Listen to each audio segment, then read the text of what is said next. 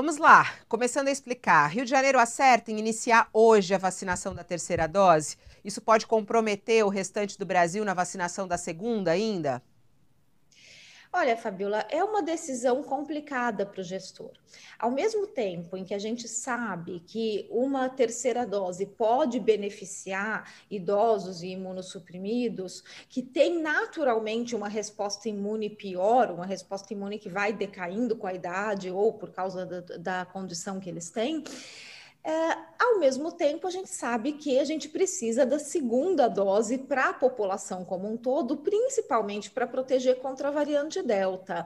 Então, existem duas maneiras de você proteger um idoso ou um imunossuprimido. Você pode pensar nele individualmente, pensar, bom, eu preciso dar uma terceira dose para esse indivíduo para aumentar a resposta imune dele, para aumentar a produção de anticorpos, dar uma acordada na resposta imune. Isso vai acontecer, é legal. Eu não sei o quanto de proteção efetiva isso vai dar para essa doença, porque isso nunca foi estudado, mas existe uma boa plausibilidade para essa opção.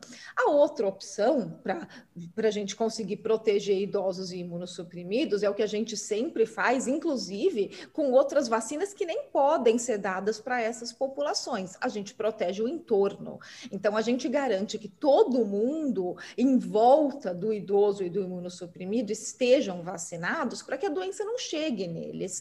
E eu acho que a gente está esquecendo um pouco dessa estratégia no Brasil, principalmente porque a gente tem muito atraso de segunda dose no Brasil. A gente tem uma coisa que eu não consigo entender, que é a inadimplência de segunda dose, pessoas que não voltaram para tomar a segunda dose a tempo, esqueceram, sei lá o que passa na cabeça.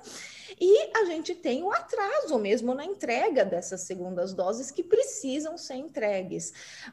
Isso nós temos dados suficientes para dizer. A gente precisa das duas doses para proteger a população, principalmente contra a variante Delta. Se a gente não protege a população, a gente não vai fazer a doença diminuir a circulação. E daí, mesmo com uma terceira dose, será que os nossos idosos imunossuprimidos vão estar realmente protegidos?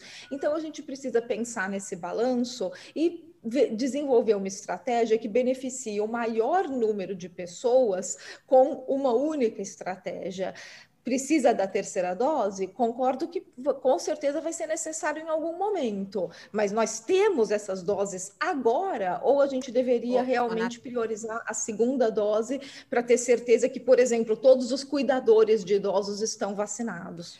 Foi um erro, então, o Ministério da Saúde ter anunciado isso, Natália, na sua opinião? Por exemplo, ter anunciado da antecipação, os municípios começaram a aplicar e aí agora não tem dose. Por exemplo, eu acabei de falar do Rio de Janeiro que começou a vacinação dos idosos na terceira dose e tem a notícia aqui, inclusive, coloca na tela aqui pra gente, a notícia que vem do Rio de Janeiro é que o Rio de Janeiro suspendeu agora pela manhã a vacinação dos adolescentes por falta de doses. Uma confusão danada, quer dizer, começa a terceira dose, não inicia a primeira, falta a segunda, uma baita de uma confusão. O Ministério da Saúde errou ao ter anunciado esse cronograma sem ter as doses nas mãos, Natália? Fabiola, o que a gente vê é o que a gente tem visto desde o começo. Aliás, agora piorou, porque agora nem PNI a gente tem. O que deveria ter acontecido desde o começo da pandemia seria uma estratégia nacional organizada, coordenada pelo PNI.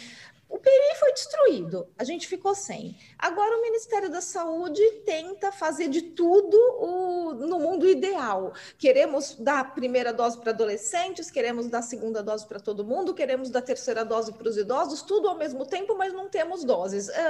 Não funciona, né? A gente tem que ter uma noção de realidade. Então, de novo, Fabiola, como desde o início da pandemia, falta planejamento adequado para viver no mundo real e não no mundo imaginário.